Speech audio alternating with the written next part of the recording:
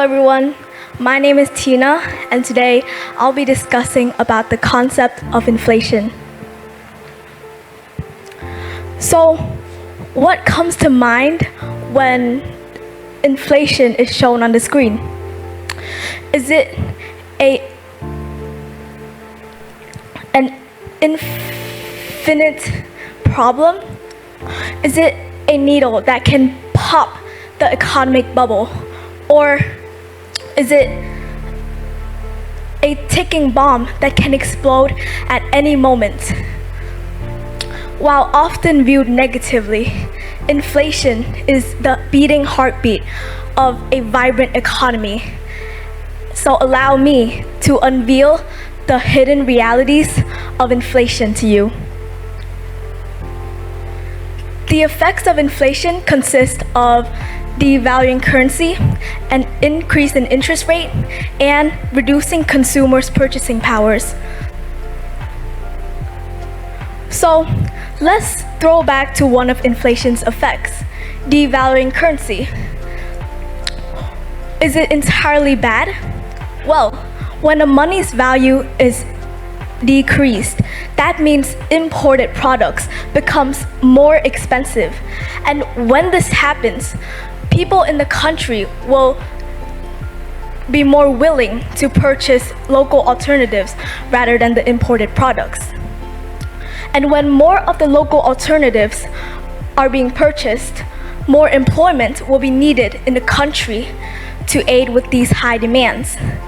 Not only does this boost employment in the country, taxes also flow straight into the country, rapidly increasing economic growth.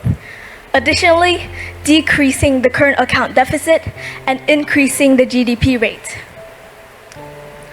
Moving on to, in 2021 to 2022, Germany's inflation rate doubled from 3.07% to 6.87%. But despite this staggering increase, their current account deficit declined by 65.22%. Moving on to another benefit of inflation is that they help stimulate buying and selling. When prices are expected to rise, people tend to spend their money faster before they lose their purchasing powers. And when a lot of goods and services are being purchased at a short amount of time, that means that it's easier for businesses and companies to spot trends and what's popular in the market, helping them improve product quality and service performances. But not only customers are affected by the rising prices though. Businesses are also urged to invest because inflation erodes the value of investment returns. This additionally boosts employment in retail and service industries. One example comes from the United States. In 2021 to 2022, their inflation rate soared rapidly from 4.7% to a whopping 8%. But their purchasing rate increased by 9%, just within 1 year. Now, let's take a look at an example of what too much economy growth can do to a country. This is a chart showing Japan's real estate prices from 1965 to 2010. As you can see, there's a dramatic difference in the commercial real estate compared to the other real estates. And this dramatic difference impacts the citizens' lives, leading to an increase in poverty. The reason why it's so high is because many people invest in lands and housings. But despite the inflation in Japan being high, a factor of the reason why it's so high is because land is a very limited resource in Japan. Because Japan is a mountainous and crowded country, so lands that are capable of growing crops and living in is very rare to find. Well, during this period of time, as you can see, it rapidly dropped in prices.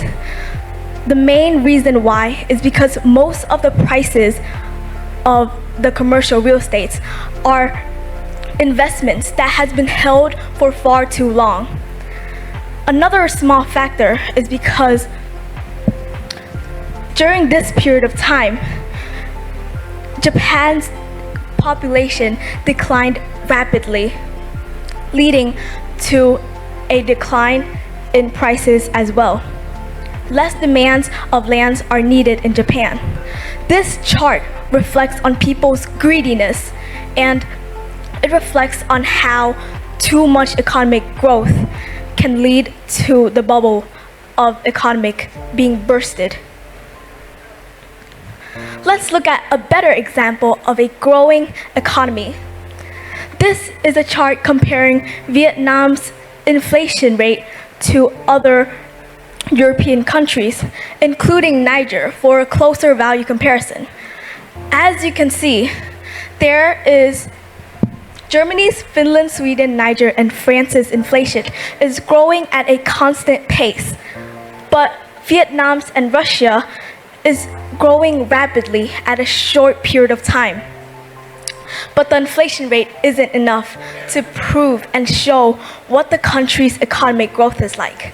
So let's take a look at these countries' GDP rates. As you can see, the other European countries and Niger inflation rate is pretty low for this much amount of time. And let's take a look at Russia's. Russia's 106% compared to their inflation rate is completely off. This shows that they were not capable of balancing the GDP rate with their inflation rate. But let's take a look at Vietnam's whopping 303%. Just during this within a few decades, they were able to go from a low-income country to a mid-income country, and this is impressive. Compared to their inflation rate, they were capable of balancing the GDP rate with the inflation rate, making their inflation rate way less than what their GDP rate is. So, what can we conclude from this? Inflation is a two-edged sword. There are positive and negative sides of it.